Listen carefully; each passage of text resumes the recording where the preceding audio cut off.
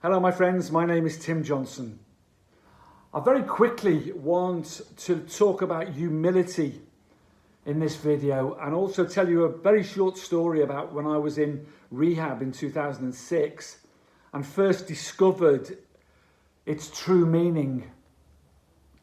Because I suppose like many people out there, I always thought of sort of humility, being humble as a weakness, a sort of giving way to other people, if you like, being subservient, which is ridiculous because it couldn't be further from the truth. I think it's singly the most important lesson I've learned in both my sobriety and in life: humility.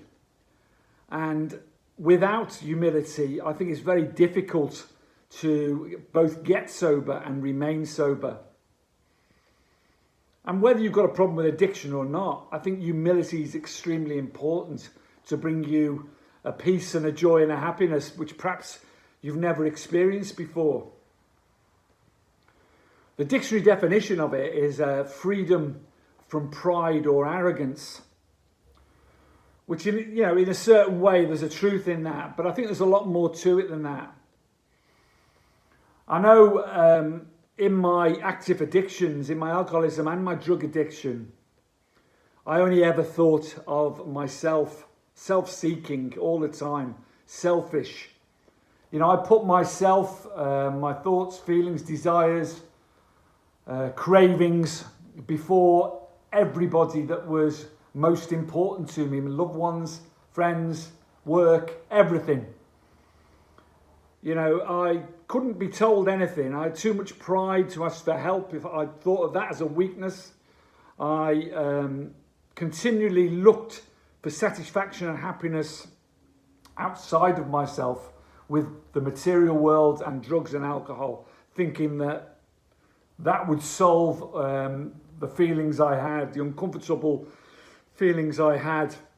The problem lay in here all the time. I was in denial, and as my alcoholism and drug addictions progressed and got worse and worse, so did the self-seeking and selfishness.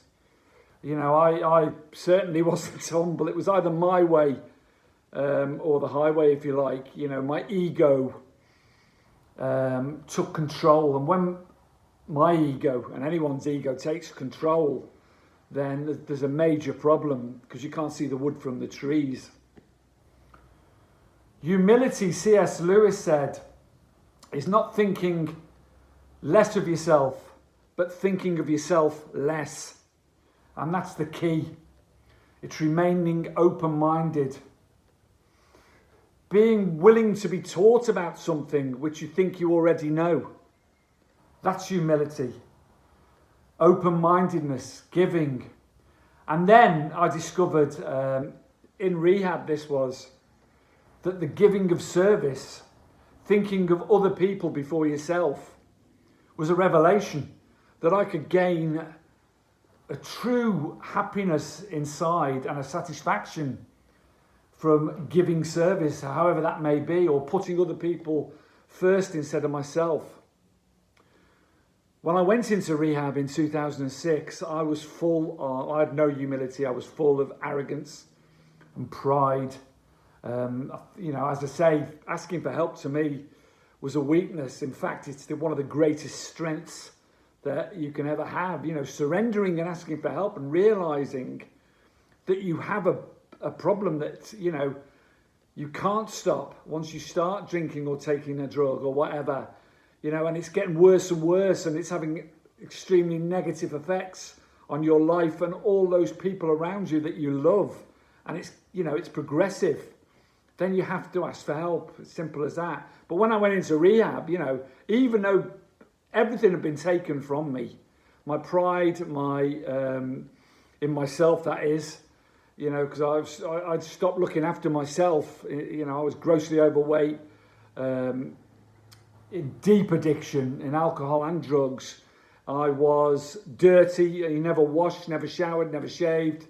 No pride in myself. No dignity, no self-respect. That had all gone. And also my family. not given up, because they never have given up on me. But at that point, they just didn't know what to do, and rehab was the only answer. And I'm a great believer, you know, if you can, this was a spit and sawdust, what I call a spit and sawdust rehab.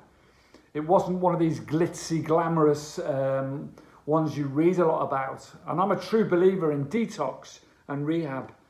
You know, if you can take full advantage of that and go in with the right attitude, you know, it can be a lifesaver for you, no doubt about that.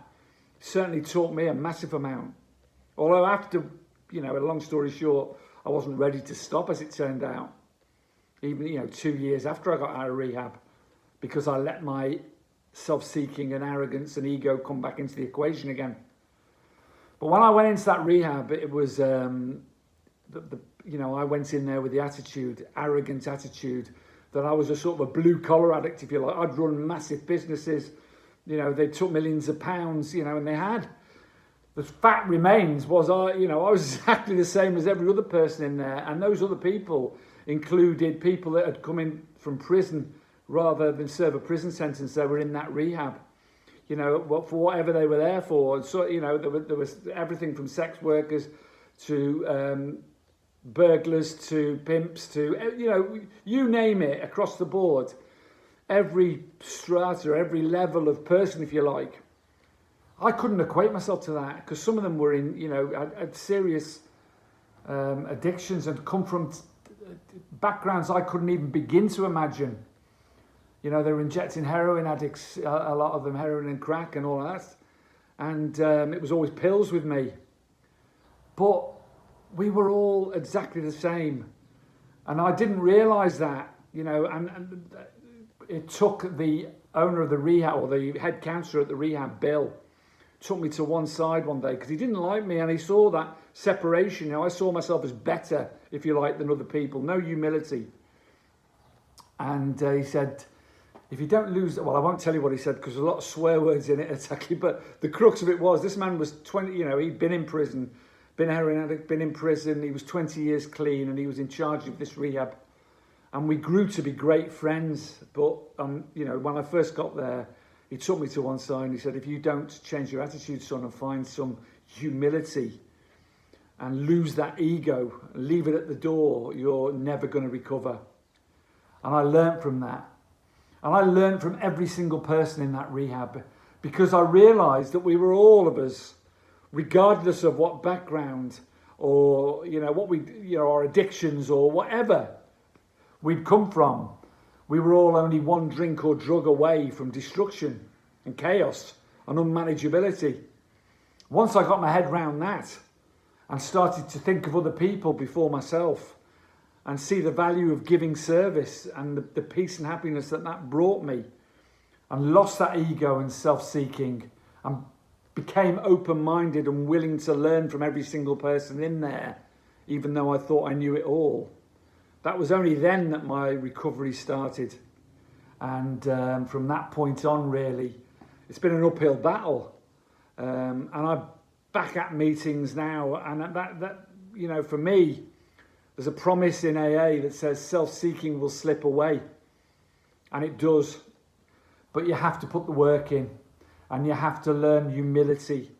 And you understand what it truly means. And you won't ever find anything that gives you more joy than giving service to others. I promise you that. Anyway, that's enough from me. I hope that's been of some use to you. Carpe Diem, seize the day today. Make today the day you change your life. Much love to you all. Thank you for listening. Please subscribe, like and share the videos. Thank you.